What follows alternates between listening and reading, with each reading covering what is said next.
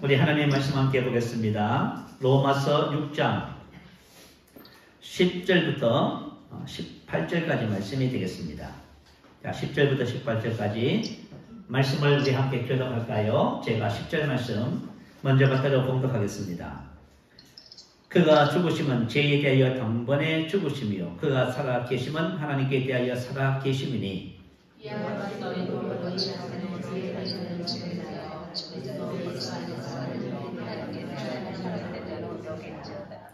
그러므로 너희는 죄가 너희 죽을 몸을 치게하지 못하게 하여 몸의 사역에 순종하지 말고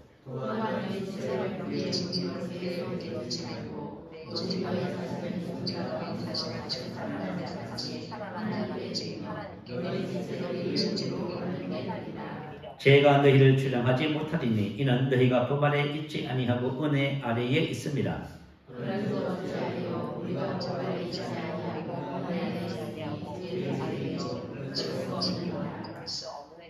너희 자신을 종으로 내주어 누구에게 순종하든지 그 순종함을 받는 자의 종이 되는 줄을 너희가 알지 못하느냐?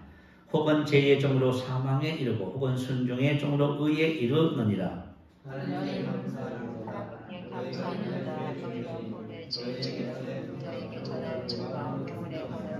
18절 같이 있습니다. 죄로부터 해방되어 의에게 종이 되었느니라. 아멘. 자, 본문 말씀을 근거해서 의의 종 이런 제목으로 말씀에 은혜를 나누겠습니다. 자, 한 가지 질문을 한번 드려볼까요? 의하면 제일 먼저 생각나는 것이 뭐지요? 의. 말과 행동의 올바름 이런 생각이 먼저 드시면은 그렇게 생각이 드시는 분은 율법적인 마인드를 갖고 있어서 그래요. 왜냐하면 율법, 종교, 도덕, 윤리는 사람의 행위를 다루기 때문에 그렇지요. 그래서 유교에서도 보면 10계명이 있어요. 불교에서도 10계명이 있고요. 그리고 우리 구약 성경에도 10계명이 있지요. 모세 5경을 율법책이라고 합니다. 율법을 총정리하면 613가지를 하잖아요. 하라 248가지, 하지 마라 365가지. 법대로 하면 의롭다고 생각하고 법대로 하지 않으면 죄라고 생각하지요. 그래서 자꾸 죄책감, 정죄가 멸등감에 시달리게 되는 것입니다.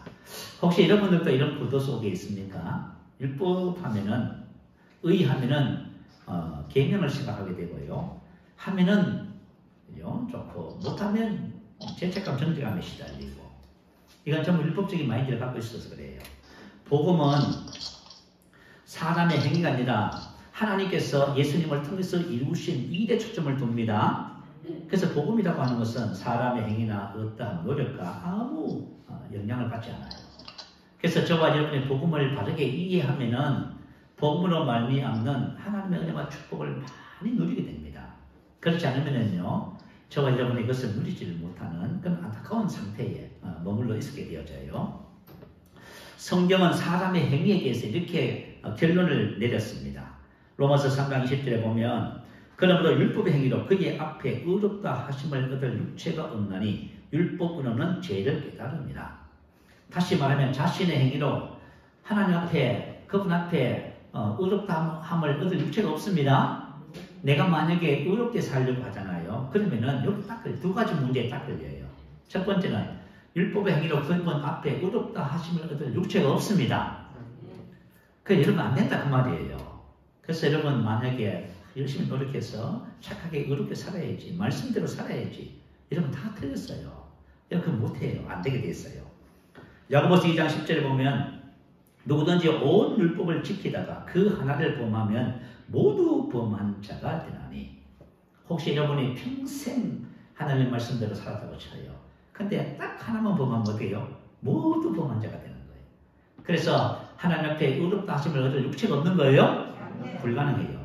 둘째는 하나님의 말씀대로 법대로 살고자 하면 할수록 자신의 죄를 깨닫게 돼요. 율법으로는 죄를 깨달음이라. 깨달음 이 말은 에피그노시스, 명확한 지식, 인식이. 난 그동안 죄인지 몰랐어요. 그런데 말씀대로 살려고 하니까 죄가 명확하게 알아지는 거예요. 야, 이 괴로운 거예요. 그래서 로마서 7장 9절 이렇게 기록했어요. 전에 율법을 깨닫지 못했을 때는 내가 살았더니 계명이 이름에 죄는 살아나고 나는 죽었도다. 그래서 교회를 신앙생활 하시는 분들, 교회를 다니시는 분들이 믿지 않는 사람보다 죄책감, 정죄감이 더 많아요. 열등감도 더 많고. 그 왜 그러냐면 복음을 몰라서 교회 오니까 자꾸 말씀을 가르쳐 주는데 말씀대로 살려고 하라고 하니까 이거 되어지지도 않고 말씀대로 살려고 하니까 뭐가 깨달아져요? 내 안에 있는 죄가 부각되어져요. 죄가 확 드러나요. 그러니까 이게 절망하는 것이지요. 그래서 율법의 조문은 죽이는 것이요. 이렇게 되었어요. 한국교회의 보편적인 강단의 가르침은 두 가지예요. 자, 우리가 하나님의 은혜로 구원을 받았습니다. 그러면 어떻게 살아야 돼요? 말씀대로 살아야지요. 말씀대로 살아야 된다는 거죠. 특히 우리 이제 순복음 강단은 자, 우리 구원은 믿음으로 받았지만 축복은 뭐로 받아요? 행위로. 맞는 말씀 같지요? 틀렸어요. 이렇게 가면은 성도들이 전부 절망해요. 절망할 뿐만 아니라 하나님의 말씀의 자유와 축복을 경험하지는 못해요. 갈라디아서 3장 9절 10절은 이렇게 기록해놨어요. 그러므로 믿음으로 말미암은 자는 믿음이 있는 아브라함과 함께 복을 받느니라. 무릇 율법 행위에 속한 자들은 저주 아래 있나니 기록된 바 누구든지 율법책에 기록된 대로 모든 일을 항상 행하지 아니하는 자는 저주 아래 있는 자라 하였습니다. 자, 여러분 복음은 저주가 없습니다. 내가 복음을 가졌다는 것은 저주 끝났다는 말이에요. 저주가 성량되지요? 혹시 여러분들이 저주 있어요. 난 힘들고 어려움이 있어요. 여러분 율법적 마인드를 갖고 있어서 그래요. 복음에는 저주가 없어요. 복음은 아브라함의 복이 있습니다. 그래 여러분들 저와 전에 복음을 알잖아요. 그러면 여러분들 삶에 나타나는 율법의 저주, 가난, 문제, 질병 이거지요. 전부 다 거절합니다. 버립니다. 근데 그걸 버리지는 못해요. 왜 못 버리냐면 복음을 정확하게 알지 못해서 그래요. 자, 오늘 복음에서 말씀하시는 의에 대해서 말씀의 은혜를 나누겠습니다. 자, 이 의가 너무 중요해요. 자, 첫 번째로 의의 정의와 복음에서 말씀하시는 의의 특성에 대해서 먼저 살펴보겠습니다. 자, 의의 정의 많이 들어보셨지요? 의란 무엇인가? 자, 세 가지가 있지요. 첫 번째 뭐지요? 하나님의 임재 앞에 어떠한 죄책감, 열등감 없이 설 수 있는 권리 또는 능력을 말하지요. 하나님의 임재 앞에 아까 전 로마서 3장 20절은 뭐라 했어요? 율법의 행위로 그의 앞에 하나님 앞에 의롭다 하심을 얻을 육체가 없다고 했잖아요. 그러니까 사람은 하나님의 임재 앞에 받아들여지지 않아요. 근데 복음을 가지고 있으면, 복음의 의를 가지고 있으면요, 정말이면 하나님께 받아들여지는 상태가 되는 거예요. 얼마나 놀랍습니까? 두 번째는 바르게 행동할 수 있는 능력, 하나님의 뜻을 선택할 수 있는 능력이 바로 의의 정의예요. 다시 말하면 하나님의 말씀대로 하나님 뜻대로 살 수 있는 능력입니다. 그래서 복음의 의를 갖고 있는 사람은 하나님의 뜻을, 하나님의 말씀이 짐이 안 되는 거예요. 부담이 되고 짐이 된다면 그 문제가 되는 거예요. 그래서 하나님의 말씀대로 살 수 있는 능력을 소유하게 되는 거예요. 얼마나 놀랍습니까? 여러분, 사람이 인생을 살면서 내가 하나님 말씀대로 살 수 있다? 그게 바로 의의 정의예요. 자, 오늘 복음에서 말하는 의를 가진 사람은 이제 의의 정의가 여러분 삶에 나타나는 거예요. 세 번째는 무죄 선언입니다. 자, 죄 없다 그 말이에요. 로마서 8장 33절 34절 우리 한번 찾아볼까요? 한 9장만 넘겨봐요. 성경책입니다. 로마서 8장 33절 34절 다 찾으셔서 우리 한 목소리 한번 읽어보십시다. 자, 시작. 누가 능히 하나님께서 택하신 자들을 고발하리요? 어렵다 하신 이는 하나님이시니 누가 정죄하리요? 죽으실 뿐 아니라 다시 살아나신 이는 그리스도 예수시니 그는 하나님 우편에 계신 자요 우리를 위하여 강구하시는 자십니다. 누가 능히 하나님의 택하신 자들을 고발하리요? 고발은 뭐지요? 고발은 잘못하면 고발하잖아요. 여러분 고발 잘하잖아요. 비판하고 비난 잘하지. 그거 참 율법적 마인드 갖고 있었어요. 그죠? 잔소리하고 잔소리 많이 하시는 분 여기 안 계시지요? 잔소리 많이 하시는 분 전부 뭐예요? 전부 율법적 마인드 갖고 있어요. 자, 누가 능히 하나님께서 택하신 자들 고발하여 의롭다 하신 이는 하나님이십니다. 이 무죄 선언이에요. 의롭다 하셨다 이 말은 무슨 뜻이에요? 죄 없다, 무죄로 된 의롭다고 선언한 그런 법적인 명법이에요. 그러니까 재판장 대신 하나님께서 내가 하나님 앞에 딱 서면 하나님 뭐라 그래요? 나는 엉망이었는데 하나님 뭐라 그러세요? 죄가 없다. 딱 그러세요. 할렐루야. 네. 무엇 때문에요? 예수님 때문에. 이 바로 의의 정의예요, 여러분. 야. 자, 그러면은 복음에서 말씀하시는 의의 특성이 뭘까요? 이 의를 알면 율법에서 말하는 의가 아니라 복음에서 말하는 의를 알면은 저와 여러분이 의에 대해서 절대로 흔들리지 않습니다. 자, 그리고 의의 진리가 저와 여러분의 것이 돼요. 의의 정의가 저와 여러분의 것이 됩니다. 자, 그러면 한번 볼까요? 첫 번째 의의 특성입니다. 의는 예수님을 영접한 인간의 영에 주어진 하나님의 본성입니다. 자, 의는 우리의 어떠함과 행동이 아닙니다. 여러분들이 만약에 내가 행동을 잘못해서 의가 흔들린다는 것은 난 몰라서 그것 뿐이에요. 의는 행위가 아니라 우리에게 거듭난 생명 안에 주어진 본성입니다. 여러분 본성적으로 뭐예요? 의인이에요. 의의 본성을 가지고 딱 태어난 거예요. 내가 예수를 믿고 딱 태어나는 순간이 뭐예요? 의의 본성을 가지고 딱 태어난 거예요. 그래서 새로운 피조물은 다시 태어나는 거예요. 이걸 까다로우면은 여러분들의 눈이 번쩍 뜨여져요. 와, 새로운 피조물은 지금까지 내가 그죠? 태어나서 살아왔던 모든 것은 없어지고 새로 태어난 거는 이걸 딱 발견하는 거예요. 자, 베드로후서 1장 3절 4절 읽어드릴게요. 그의 신기한 능력으로 생명과 경건에 속한 모든 것을 우리에게 주셨으니 이는 자기의 영광과 덕으로서 우리를 부르신 이를 알므로 말미암으리라. 이로써 그 보배롭고 저기 큰 약속을 우리에게 주사 너희가 정욕 때문에 세상에서 썩어질 것을 피하여 신성한 성품에 참나는 자가 되게 하려 하셨느니라. 아멘. 신성한 성품에 참나는 자, 하나님의 본성, 성품의 공유자, 동료자 그런 뜻이에요. 우리가 그의 신기한 능력으로 생명과 경건에 속한 모든 것을 받았지요. 하나님의 생명과 생명 안에 있는 하나님적인 모든 것이에요. 거기에는 의의 본성이 포함되어 있어요. 그걸 딱 받았어요. 어떻게 받았어요? 부르신 자를 알므로 말미암아. 그러니까 아무 값 없이 그냥 받은 거예요. 여러분 얼마나 놀랍습니까? 받았어요. 이거 왜 주셨냐면 신의 성품에 참여하는 자가 되게 하기 위해서. 자, 저와 여러분이 하나님의 성품의 공유자입니다. 동료자입니다. 그리고 하나님의 성품이 우리 안에서 성장하잖아요. 그러면 하나님의 성품이 우리의 삶을 통해서 나타나요. 의의 성품, 사랑의 성품이 나타나요. 그러니까 이게 얼마나 놀라운 삶인지 몰라요. 여러분 이제 한번 우리 젊은 청년들 이제 만약에 믿지 않는 사람을 만나서 결혼했다고 쳐봐요.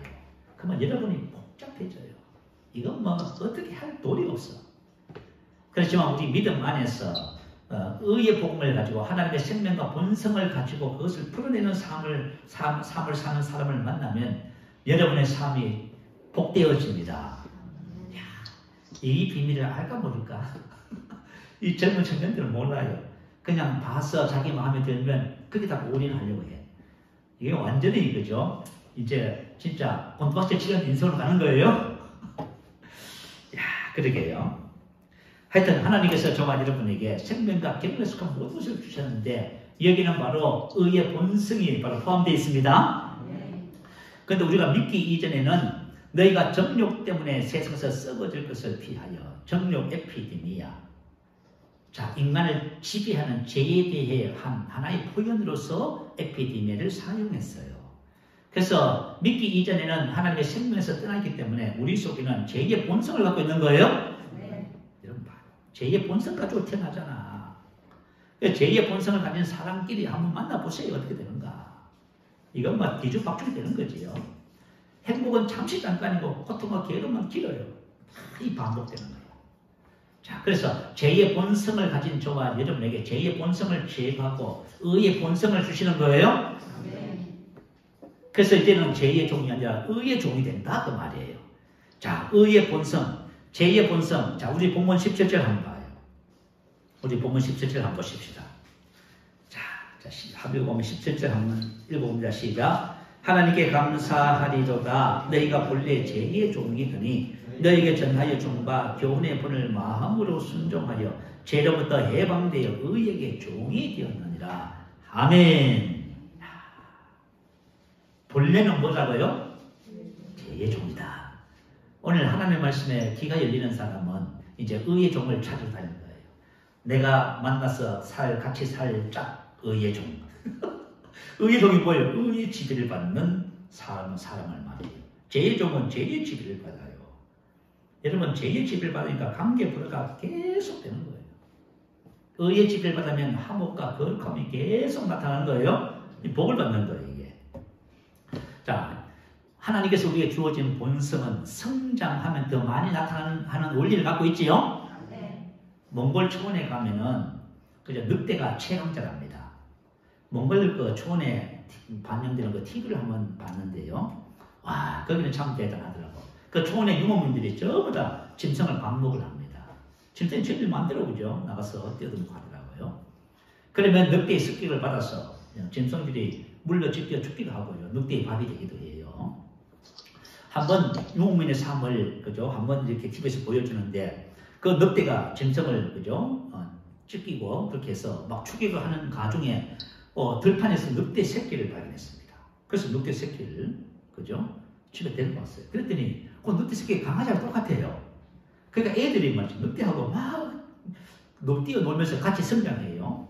그러니까 어느 정도 이제 성장이 하니까 늑대가 있잖아요. 그죠? 이빨을 들이는데 와, 날카로워요. 이빨을 들면 눈빛이 달라요.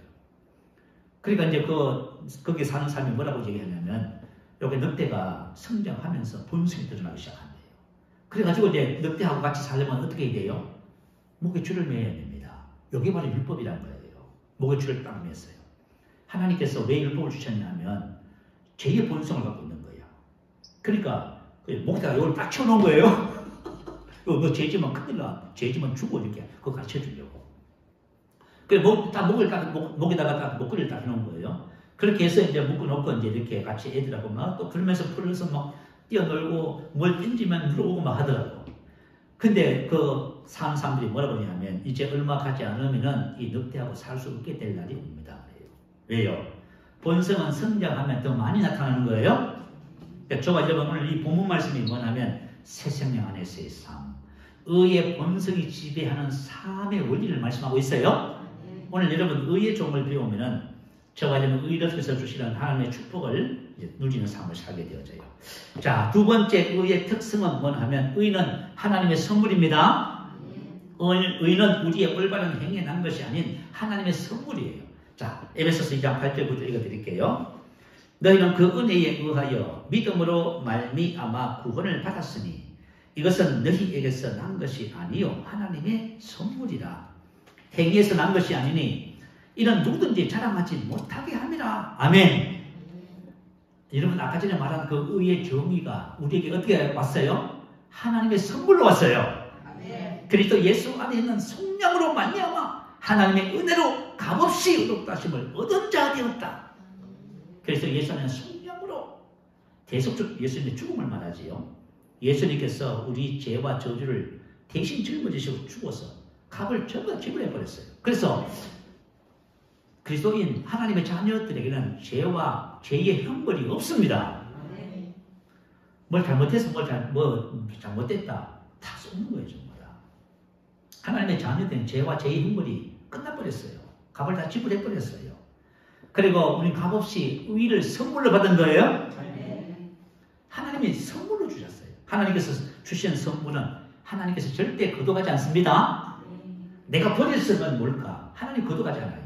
그래서 하나님께서 주신 이 의는 바로 선물로 받은 거예요. 아멘. 자, 의의 세 번째 특징입니다. 우리 안에 계신 예수님이 바로 우리의 의가 되십니다. 아멘. 자, 나의 행위에 어떠하냐, 나의 노력과 나의 열심이 아니라 우리 안에 계신 예수님이 저와 여러분의 의가 돼요. 자, 고린도전서 1장 30절 올려주세요. 한번 읽어보십시다. 자, 시작. 너희는 하나님으로부터 나서 그리스도 예수 안에 있고 예수는 하나님으로부터 나와서 우리에게 지혜와 의로움과 거룩함과 구원함이 되셨으니 너희는 하나님으로부터 나서 그리스도 예수 안에 있습니다. 예수는 하나님으로부터 나와서 우리에게 지혜와 의로움과 거룩함과 구원함이 되셨습니다. 다시 말하면 우리 안에 계신 예수님이 우리의 의다 그 말이에요. 그래서 우리가 지금 선물로 받은 이 의는 어떤 의가 돼요? 완벽한 의예요. 어느 정도의 완벽? 하나님 수준의 의. 우리 의가 아니니까. 그죠? 뭐 어떤 분은 버거지도 산다. 어떤 분은 돌을 닦아서 정말 신것 같다. 뭐 이렇게 얘기해도 하나님 앞에 의롭다 함을 얻을 육체가 없어요. 그런데 우리의 의는 하나님이 우리의 의가 됩니다. 그 우리의 의의 수준은 하나님만큼 수준이에요. 자, 의는 더 이상 잘하지 않습니다. 의 자체가 잘하는 것이 아니에요. 잘할 필요가 없어요. 왜냐하면 완벽한 수준의 의를 가지고 있어요. 의는 잘하지 않고 의식이 잘하는 거예요. 본문 말씀이 바로 그걸 얘기해요. 의식이 잘하는 만큼 의가 삶에 나타난다 그 말이에요. 자, 그래서 하나님께서 주신 이 의는 차별이 없습니다. 우리 모든 믿는 자에게 똑같아요. 자, 로마서 3장 22절 읽어드릴게요. 곧 예수 그리스도를 믿음으로 말미암아 모든 믿는 자에게 미치는 하나님의 의인이 차별이 없느니라. 아멘. 우리는 같은 생명을 받아서 같은 의의 본성을 가지고 있지요. 우리가 의를 선물로 받았지요. 우리 안에 계신 예수님이 바로 우리의 의가 되지요. 그러니까 차이가 있어요, 없어요? 저희의 의나 여러분의 의나 똑같아요. 예수 금방 믿은 사람의 의나 믿은 지 50년 된 사람의 의나 똑같아요. 아멘. 근데 만약에 금방 믿은 사람이 의의 복음을 깨달으면 의롭게 살아요. 50년 믿은 사람이 자기 열심으로 의롭게 살려고 막 노력해요. 그만 의의 열매를 못 맺어요. 너무 신기하지요? 오늘 저와 여러분이 오늘 말씀을 딱 듣고 하나님께서 주신 의가 무엇인지를 알고 의의 의식을 여러분 성장시키기만 하면 여러분은 제2의 종에서 의의 종으로 완전히 인생이 바뀌게 됩니다. 자, 그러면은 우리가 의의 열매와 의의 결과에 대해서 살펴볼게요. 의의 열매. 그러면 하나님께서 우리에게 의를 주셨다는데 이 의의 열매가 무엇인가 하는 거예요.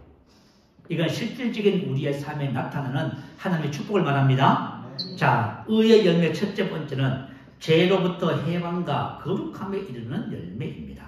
자, 본문 14절 말씀 한번 보세요. 본문 14절 한번 읽어볼까요?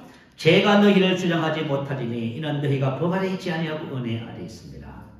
자, 의의 열매는 첫 번째, 죄가 우리를 주장하지 못해요. 주장한다 이 말은 뭐냐 하면, 그죠? 우리를 지배한다, 통치한다 그 말이에요. 여러분, 사람들은 전부 다 죄의 지배를 받고 있습니다. 그죠? 내가 만약 누굴 미워해요. 그 미움의 지배를 받고 있는 거지요. 그죠? 내가 뭐 짜증나요. 그 죄의 지배를 받고 있는 거예요, 지금. 그죠? 목사님 안 그래. 저는 원래 그런 사람이 아닌데, 저 상대방이 너무 그렇게 심하게 해서 그래. 아니에요. 죄의 지배를 받고 있어서 그런 거예요? 그러니까 저가 이제 복음의 원리를 알면 죄의 지배에서 해방돼요. 자, 죄가 너희를 주장하지 못하리니 이는 너희가 법 아래 있지 않고 은혜 아래 있습니다. 자, 어떻게 하면 이렇게 될까요? 이번에 죄가 너희를 주장한다, 주인이 되다, 다스린다 그 말이에요. 자, 그럼 어떻게 하면 이렇게 되냐면 17절 18절 한번 봐요. 자, 우리가 한번 읽어보십시다. 하나님께 감사하리로다 너희가 본래 죄의 종이더니 너희에게 전하여 준 바 교훈의 본을 마음으로 순종하여 죄로부터 해방되어 의에게 종이 되었느니라. 본래는 우리가 죄의 종이었어요. 근데 죄의 종에서 어떻게 바뀌었어요?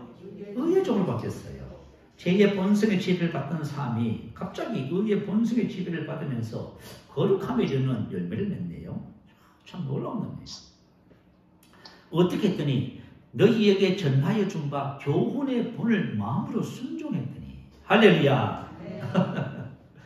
너희에게 전하여 준 바 교훈의 본을 복음을 마음으로 순종했더니 이렇게 됐다 그 말이에요. 복음의 원리가 뭐냐면 올바로 믿으면 올바로 살게 된다 그 말이에요.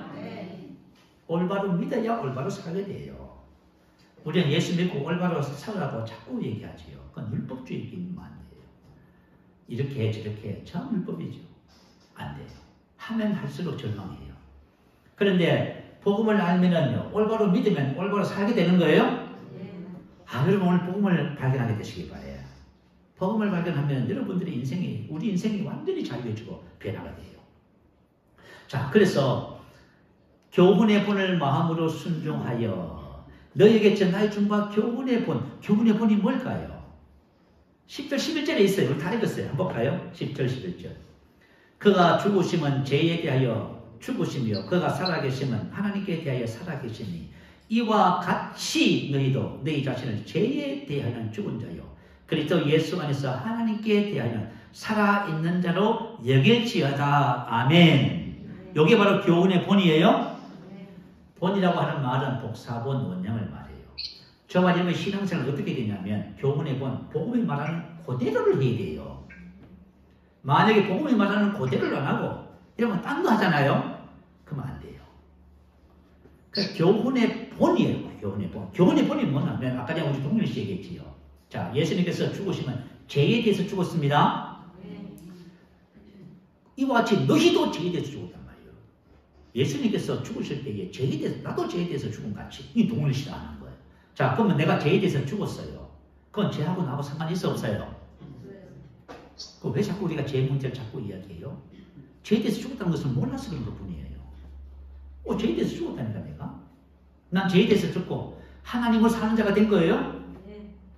저가 여러분 하나님을 사는 자, 여러분이 죄에 대해서 죽고 하나님으로 사는 자가 되잖아요.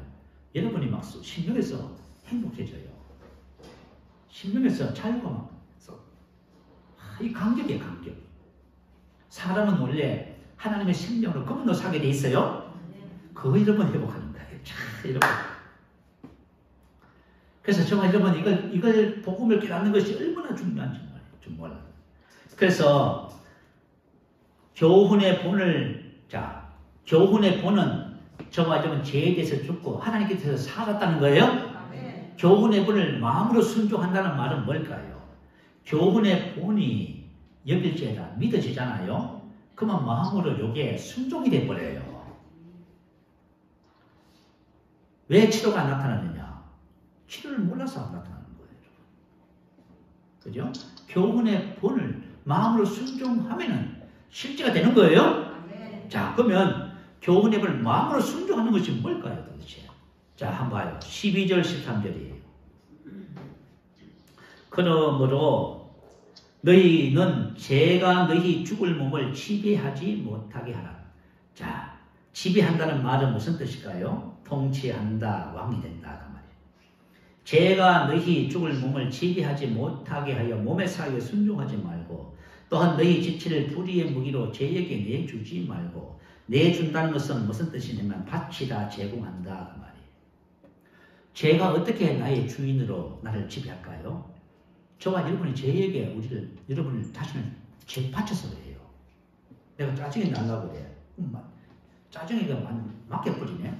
그러면 짜증이 여러분을 지배해가지고 여러분, 저와 여러분 있잖아요. 내가 누구를 미워해요. 미움이 여러분의 주인이에요. 그게 15절, 16절에 꼭 이렇게 놨어요. 그죠? 불평이 나온다. 불평에다가 뭐예요? 나를 바뀌어버려요. 죄 바쳐버려요. 불평이 나를 지배해서 불평의 사람으로 나오는 거예요. 자, 그래서 저와 여러분이 왜 죄가 나의 삶을 지배하냐면, 자, 먼저는 내가 죄에 대해서 죽었다는 것을 몰라서 그래요. 내가 죄에 대해서 죽었다는 사실을 알았어. 그러면 죄가 역사를 하려고 그래요. 그럼 어떻게 해요? 내가 아니라고 말하겠지요. 근데 이걸 모르면은 죄에게 자기를 바쳐버려요. 그게 죄 천국이에요, 여러분. 그 죄의 삭은 사망으로 가는 거예요. 그래서 여러분, 복음이라는 것은 이런 거예요. 복음은 우리가 복음을 알면은 마음으로 순종이 되는 거예요. 그래서 복음이 마음으로 순종될 때 그때가 내 것이 되는 데예요.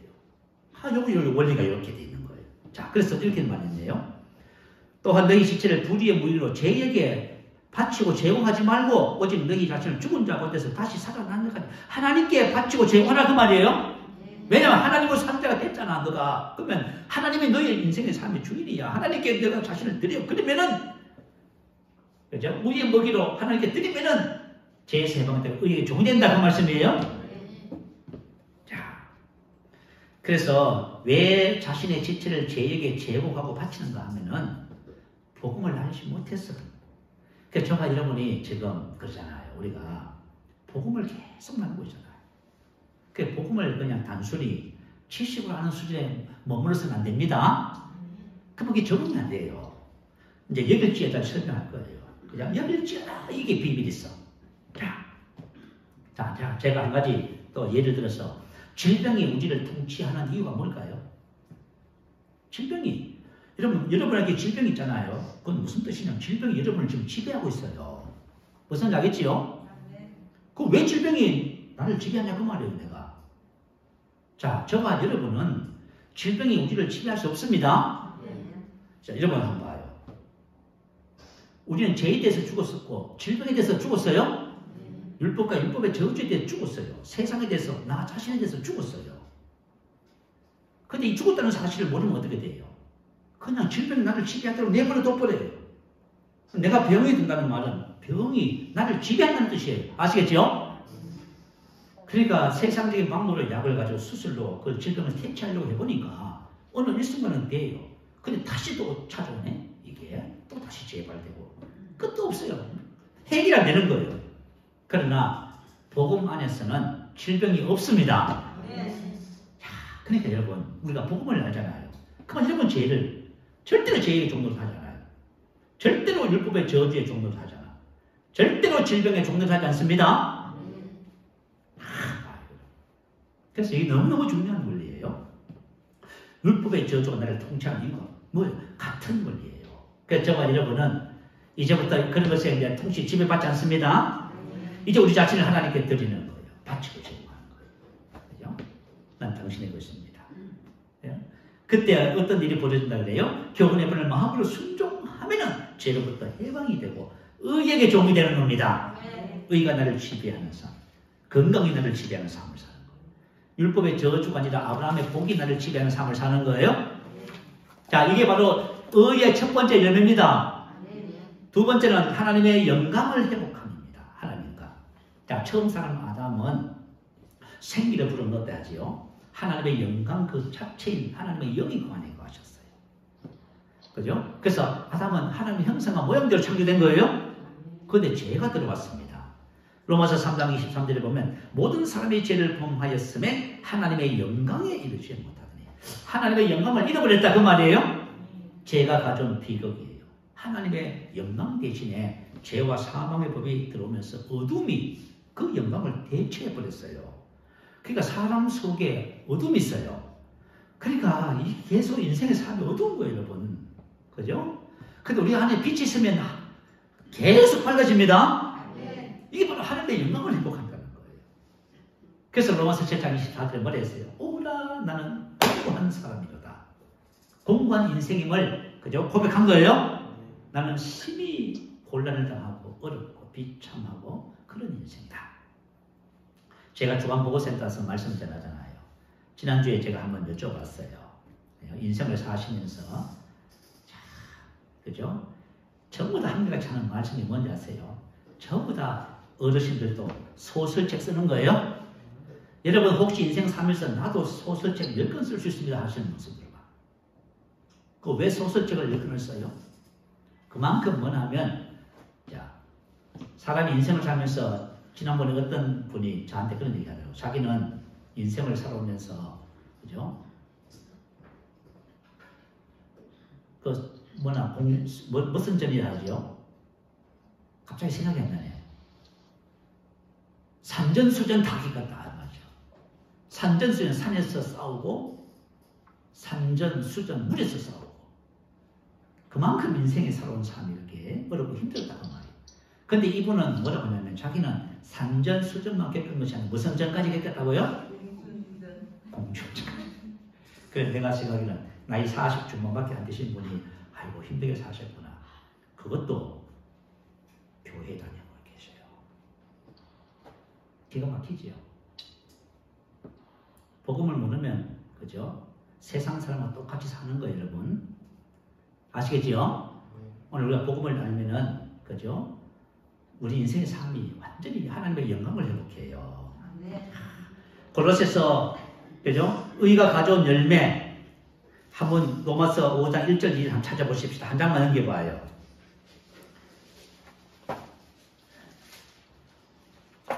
(5장 1절 2절입니다) 한번 읽어볼까요? 그러므로 우리가 믿음으로 의롭다 하심을 받았으니 우리 주 예수 그리스도로 말미암아 하나님과 합평을 누리자.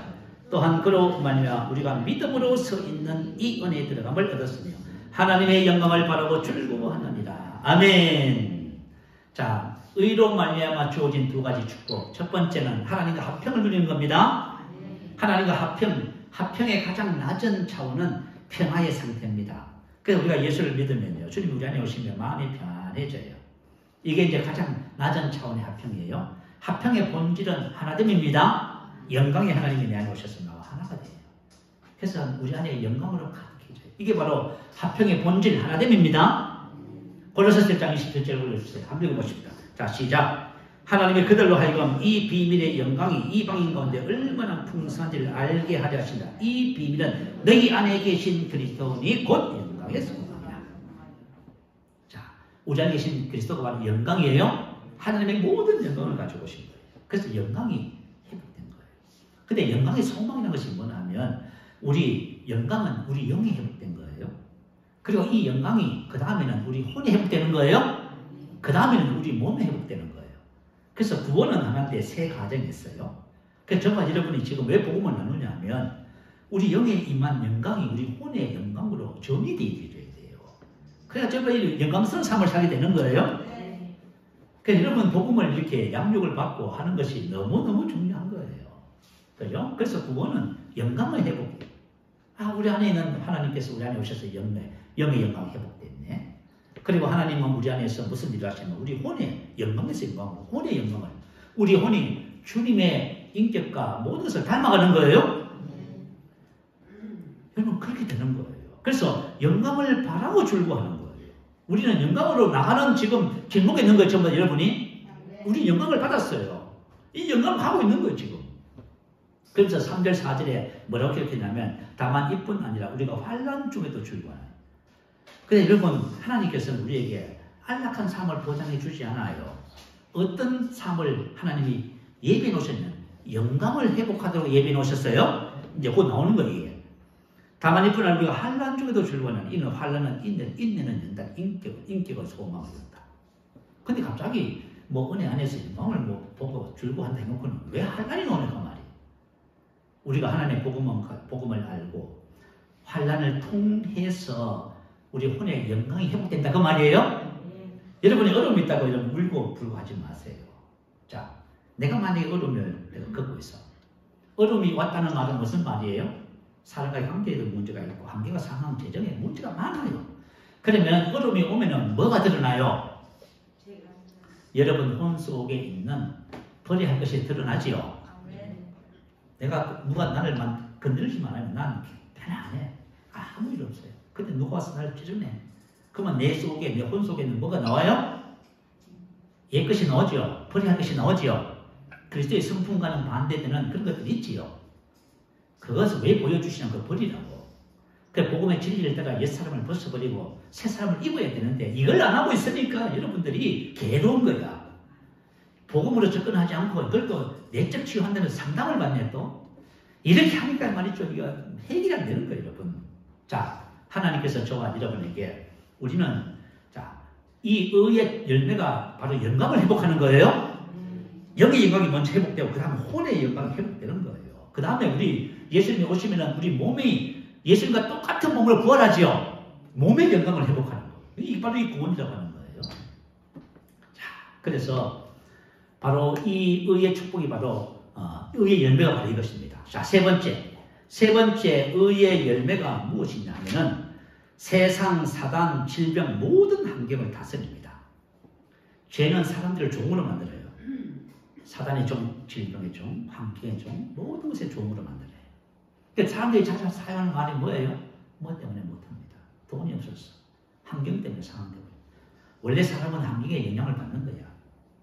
종의 마인드를 가져서 그래요. 이게 전부 다. 그러면 의의 마인드는 뭘까요? 의를 가지고 있는 사람들은 종이 아닌 환경과 상황과 문제를 다스리는 왕의 마인드를 갖게 돼요. 자, 로마서 5장 17절 한번 찾아보십시다. 그 말씀이 맞는지 한번 찾아볼게요. 자, 한번 찾아봅니다. 5장 17절 큰 소리 있습니다. 시작. 한 사람의 본대로 말미암아 사망의 그 한 사람을 통하여 왕노릇하였은즉 더 은혜와 의의 선물을 넘치게 받는 자들은 한 번 예수 그리스도를 통하여 생명 안에서 왕노릇하리로다. 한 사람의 본대로 말미암아 사망의 그 한 사람을 통하여 왕노릇하였은즉 사망의 그 사람을 지배하는 거예요.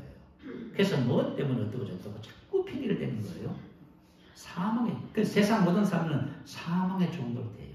은혜와 의의 선물을 넘치게 받는 자들은요, 한 번 예수님을 통해서 왕노릇합니다. 다시 말하면 내가 나의 인생의 삶에 모든 일을 결정하고 내가 하는 거예요. 어떤 영향을 받아서 환경이 되니까 하고 환경이 안 되면 못하고 그런 게 아니란 말이에요. 자, 제가 처음에 이 복음을 만나서 저를 이제 말씀의 코치를 멘토링을 해주신 목사님이 계세요. 그 교회에 갔더니 수련회를 하더라고. 그러니까 수련회를 하는데 어떻게 하냐면 참 놀랬어요. 수련회 뒤에다가 언제 수련한다 날짜를 딱 적어놨어. 그리고 수련회 갈 사람도 자기 이름 적으라 그래요. 우리 보통 보면 그러잖아요. 수련회도 그냥 토요일날 주일날 하면은 만약에 월요일 화요일 한다고 쳐요. 그건 직장 다니는 사람 어떻게 하는 거예요? 또 그 다음에 또 뭐예요? 어린 애기 있는 사람은 어떻게 하죠? 그럼 찬성 못 하잖아요. 근데 그 교회는 그런 거 없어요. 그냥 날짜 정해놓고 자기 이름을 적으래요. 이 사람들은 그죠? 직장 월화 안 가면 되지. 애기들 뭐 방법이 있겠지. 뭐 이런 식이에요, 전부 다. 다시 말하면 환경과 상황의 영향을 받지 않고 환경과 상황을 만들어가는 거예요. 그럼 그것도 또 그렇더라고. 교회에서 복음을 그죠? 성도들이 산다 그래요. 산다면서 뭐라고 얘기하냐면은 자 이제 거기 그 교회 다니는 사람들은 하여튼 다니는 사람들은 전부 다 예수 선교 사관학교를 해요. 1년 코스 지금 제가 예수 선교 사관학교 지금 코치를 하고 있잖아요. 코치를 하는데 한번 생각해 보세요. 아니 어떤 사람이 목요일날 시간을 내서 직장 다니는 사람이 갈 수가 있나요? 못 가잖아요. 근데 뭐라고 하는지 아세요? 당신이 정말 교회의 비전을 사기를 원하면 예수 선교 사관학교 가세요. 직장 때문에 안 되는데요. 사장님한테 가서 목요일날 빼달라 하든지 만약에 그 직장에서 그렇게 안 되면 그 직장 그만두세요 그래요. 그럼 어떻게 하라고요? 그 목요일날 갈 수 있는 직장 얻으시면 되잖아요. 이 사람들의 사고방식이 뭐예요? 뭐 때문에 안 되고 뭐 때문에 어떻고 저쩌고 하는 환경과 상황의 영향을 전혀 안 받아요? 이게 뭐예요? 의를 통해서 주어진 왕의 마인드예요. 할렐루야. 이해가 되시면 아멘. 그렇게 해가지고 그죠? 자기 이름을 적어요. 그러면 그 먼 곳을 교회 내에서 찾아보니 안 해줘요. 어떻게 돼요? 자기들끼리 와야 돼. 와가지고 수련회를 갔는데 어떻게 수련회를 어떻게 하냐면 우리는 수련회 가면 막 기도하고 찬양하고 막 프로그램이 있잖아요. 거기에 그런 거 하나도 없어. 그냥 가가지고 시끌먹고 놀고 서로 믿음의 교제를 하면서. 그런데 처음 온 사람들이 그거 하고 나면 그 다음에 뭐라 그래요? 수련회 언제 합니까? 또 묻는데. 새로운 문화지요. 지금 우리 교회가 가지고 있는 이 경직되고 한 이런 문화하고 전혀 달라요. 그것은 뭐냐면 율법적인 마인드를 우리가 갖고 사실은 세상을 살고 있는 거예요. 의의 마인드는 의를 통한 왕의 마인드는 그런 게 아니란 말이에요. 실제로 그렇게 사는 거예요. 참. 그래서 한 사람의 제 범죄로 인해서 모든 사람이 율법의 종이 되어버렸어. 그죠? 사망의 종이 되어버렸어요. 그래서 우리가 뭐든지 계획하고 막 이렇게 하고 막 이렇게 막 회의되고 막 이렇게 이런 개념을 갖고 있어. 근데 그 사람들은 뭐예요? 성령의 인도를 받아서 자연스럽게 모든 것을 다 해버리는 거예요. 그러니까 다시 말하면 왕국의 마인드를 갖고 있다 그 말이에요. 자, 그래서 은혜와 의의 선물을 넘치게 받는 자들은 우리 안에 계신 예수 그리스도와 함께 나의 삶을 통치해요. 할렐루야. 여러분이 뭐 죄와 질병과 저주의 지배를 받는다고요? 그건 불가능해. 우리는 그것에 절대 영향받지 않습니다. 내 인생의 삶은 내가 주님과 함께 선택하고 결정해서 밀고 나가는 거예요. 이 훈련을 아예 처음 교회에 온 사람부터 시키더라고요. 이야, 이게 진짜 중요한데요. 자, 의의 결과는 뭘까요? 담대함이에요. 의의 결과, 담대. 우리가 의의 의식이 들어오잖아요. 그럼 담대해져요. 그 죄책감, 정죄가 열등감은요. 믿음을 가져야지 못하게 만들어요. 그러니까 말씀 낙심하고 자지 않는 거예요. 근데 의의식이 충만하면요, 믿음을 가져야 되는 거예요. 근데 의의식을 방해하는 것이 있어요, 여러분. 우리가 의의식을 하는데, 뭐가 의의식을 방해하냐면 정죄의식이에요. 왜 정죄의식을 가지냐면, 나 예수를 믿고 10년이 됐는데, 아직까지 옛날에 그 죄를 못 끊는 거예요. 그 당연히 정죄의식을 갖지요. 왜 뭐를 죄를 못 끊을까요? 오늘 복음을 몰라서 그런 거예요. 자, 우리 죄에 대해서 죽었지요? 이와 같이 너도 죄에 대해서 죽었다고 말이에요. 죄에 대해서 죽었다는데 모르니까 죄가 계속 나를 지배하고 있는 거예요. 질병이 계속 나를 지배하는 거야. 저주가, 가난이, 문제가 나를 계속 지배하고 있는 거예요, 지금. 이것을 끊는 방법은 복음밖에 없어요. 복음이 이렇게 중요한데 이 복음에 대해서 우리가 무관심하면 여러분들이 계속 당하고 사는 거예요. 복음을 가지고 있으면서 나는 소설책을 10권 씁니다. 우리는 소설책을 10권 쓰는 것이 아니라 간증을 10권 써야 돼요. 하나님께서 나의 삶에 이루신 이 아름다운 일들을 여러분이 남겨야 돼요. 믿음의 정당에 간증을 남기셔야 됩니다. 여러분이 고통과 괴로움을 호소하고 그것은 복음을 몰라서 그런 거예요. 자, 복음은 죄에 대해서 율법과 저주와 세상과 나에 대해서 죽었다고 말씀합니다. 의의식이 충만하면 우리가, 그죠? 완전히 다른 삶을 살겠어요. 그래서 죄를 끊을 수 없는 이유는 단순해요. 복음을 몰라서. 요한일서 3장 20절 이렇게 말해요. 이는 우리 마음이 혹 우리를 책망할 일이 있어도 하나님은 우리 마음보다 크시고 모든 것을 아시기 때문이다. 우리 마음이 우리를 정죄한다. 다시 말하면 우리 양심이 있으니까 오늘 잘못하면 양심이 자꾸 정죄해요. 그리고 다른 사람들이 자꾸 눈치를 줘요. 그리고 사탄이 자꾸 참소해요. 그래서 정죄받는 거예요. 그렇지만 하나님은 오늘 아까 전에 로마서 8장 33절 말씀 읽었지요. 누가 하나님의 택하신 자들을 고발하리요? 누가 하나님의 택하신 자들을 정죄하리요? 우리 아무도 나를 고발하고 정죄할 수 없습니다. 내 자신조차도. 내가 복음을 알면 죄에 대해서 끝장내는 거예요. 그리고 만약 죄를 범했다면 자백하면 용서해 주십니다. 할렐루야. 그래서 왜 우리가 의의식이 방해를 받냐 하면은 말씀에 동의하지 않기 때문에 그래요. 자, 로마서 10장 2절 3절 읽어드릴게요. 그들이 하나님께 열심히 있으나 올바른 지식을 따른 것이 아니요 하나님의 의를 모르고 자기 의를 세우려고 힘써 하나님의 의에 복종하지 아니하였습니다. 그러니까 우리가 신앙생활 열심히 해도 안 된단 말이에요. 우리가 신앙생활 열심히 하는 것이 아니라 뭘 해야 된다고요? 올바른 지식을 따르만 합니다. 올바른 지식, 에피그노시스, 복음에 대한 계시 지식을 말해요. 복음에 대한 계시 지식이 오면은 저 가족은 죄도 끝나고요. 율법과 율법의 저주도 끝이 나버려요. 할렐루야! 너무너무 중요하지요. 자, 이제 마지막입니다. 신앙의 의식과. 이제 우리가 기도만 들으셔야 해요. 자, 오늘 본문 11절에 보면 뭐라고 하지요?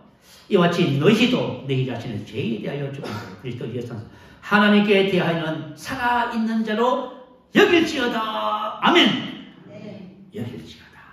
녹이 좀 말이 간주하다, 신중히 생각하다, 계산하다, 판단하다, 결정하다. 그런데 이 여길지어다 이 말은 단순한 생각을 요구하는 것이 아니라 행동을 낳는 실천적 사고를 요구해요. 행동을 낳는 실천적 사고. 다시 말해서 여길지어다 이 말은 이 말씀이 나의 사고방식이 됐다 그 말이에요.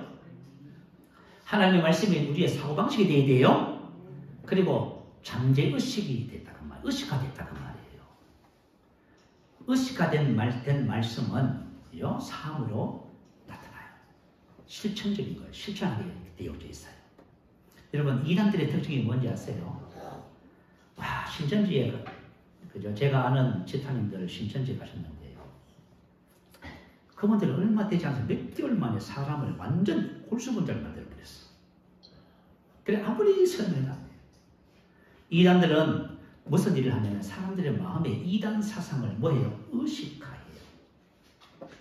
그래가지고 우리가 그런 거 있잖아요. 그죠? 이게 빨간 거예요. 요 흰 거야, 흰 거야, 흰 거야. 그것도 계속 의식화 되면 그거 흰게 돼버려요. 이거 딱 내면 이거 무슨 색이야? 흰색이 버려요. 어떡할까요, 보면?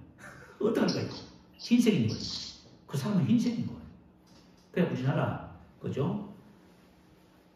우리나라 정치에서 가장 큰 문제 진보와 보수잖아요. 섞일 수가 없어요. 이 사람들은 이 사람들 하면서 그죠? 나라 망치는 사람들.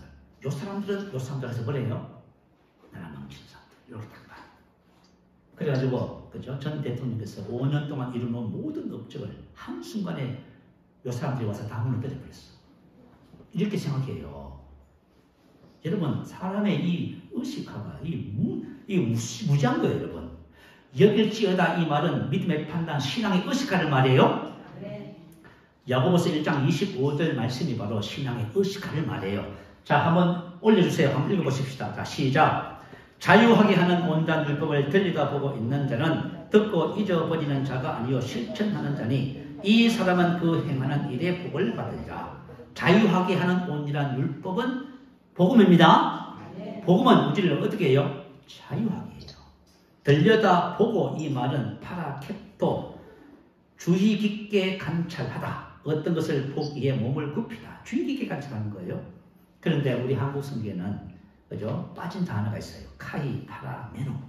이 성경 원문에는 그죠? 파라캡토만 있는 것이 아니라 카이 연결하면서 파라, 메노라고 하는 단어가 있어요. 이것은 계속 머물러 있는 자는 그런 뜻이에요. 그래서 한글 킹 성경은 이것을 이렇게 번역했어요. 자유의 온전한 법을 주시하고 그 안에 계속 머물러 있는 자는 듣고 잃어버리지 않고 실천하게 됩니다. 여기 바로 여길지어다. 자, 우리가 하나님의 말씀을 그죠? 뭐라고 그래요? 의식화시키려 하지요. 묵상하고 영으로 기도하려고 하지요. 그걸 계속 하잖아요. 그러면 여러분 희한한 일이 벌어져요. 하나님의 말씀이 우리의 의식화가 돼요. 그래가지고 옛 생각들은 벗겨져요. 새로운 생각이 사고방식이 딱 체결돼요.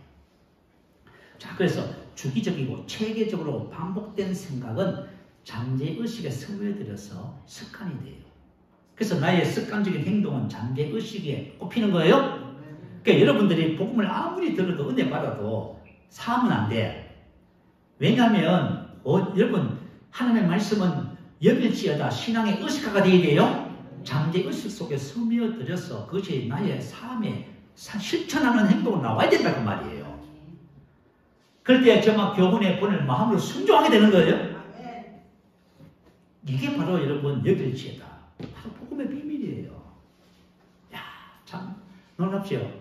근데 우리가 이제 코칭을 하면서 사람들 이렇게 보면은 어느 수준까지 가냐 하면은 그냥 아는 수준에 머물러요. 자, 우리 이제 제가 집사님 5분을 지금 JMA에서 코칭을 하고 있어요. 한 집사님이 그리스도 대사교회에서 말기암 환자 이런 분들을 섬기는 사역을 하시는 분이에요. 그분이 그러더라고요. 뭐라고 얘기하냐면 정말 그죠? 병원에 갔더니 암은 말기고 더 이상 해줄 것이 없는 거예요. 그러면 다 이제 저를 돌려보내요. 그럼 그때부터 큰일 난 거예요. 이제 죽게 생긴 거예요. 그러니까 막 그때 그죠? 이제 막 하나님의 말씀을 고백하고 막 기도하기 시작하는 거예요. 그죠? 그래서 막 모여서 매일 모여서 고백하고 기도하고 막 금연하고 이렇게 해요. 그런데 만약에 고백하고 기도하고 막 했는데 그 다음에 또 병원에 갔더니 좋아진 것이 아니라 더 나빠졌대요. 그러면 어떻게 돼요? 그럼 막 실망을 해가지고 또 막 낙심해서 저 이제 그만하겠습니다. 뭐 이런데요. 이게 무슨 말이에요, 여러분? 여러분 잘 들어봐요. 복음에는 질병이 있어요, 없어요? 다 여러분 없지. 그런데 자기는 병이 있다고 생각하잖아요. 그럼 왜 고백해요? 고백하면 병이 없어진다고 생각해요. 그게 아니란 말이에요. 복음에는 병이 없어요. 없는데 내가 고백해서 그것이 믿어지면 어떻게 돼요? 병이 떠나가는 거예요. 이해가 되셨으면 아멘. 근데 성도들이 전부 그러고 있대요. 그죠? 복음의 뭔지를 이해를 못하는 거예요. 복음의 뭔지를. 자, 복음에는 죄에 대해서 죽어버렸어요. 아시겠죠? 근데 내가 만약에 죄 가운데 지금 살고 있다. 죄에 대해서 죽었는데 죄에 대해서 죽었다고 내가 하나님으로 사는 자가 됐다는 사실을 이게 여길지에다가 되잖아요. 그래서 우리가 내 행동을 고치려고 환경과 상황을 변화시키려고 하면 안 된단 말이에요. 내가 하나님의 복음으로 들어가서 복음이 내 안에 장착되도록 만드는 거예요. 그러면 안에서부터 시작해서 어떤 일이 벌어져? 교훈의 문을 마음으로 순종하여 죄로부터 해방되어 의에게 종이 되는 것입니다. 할렐루야. 여러분, 복음을 알면 알수록 희열이 있어요. 기쁨이 있어요. 감사가 있어요. 근데 복음을 모르면 여러분 신앙생활을 자꾸 절망해요. 난 우리 새신명교회 성도님들이 교회 와서 예배드리고 막 기도하고 하는 것이 어쩔 수 없이 막 하고 그렇지 않게 된 거예요. 이게 얼마나 큰 축복입니까? 우리 인생의 삶에서 해결하지 못하는 인생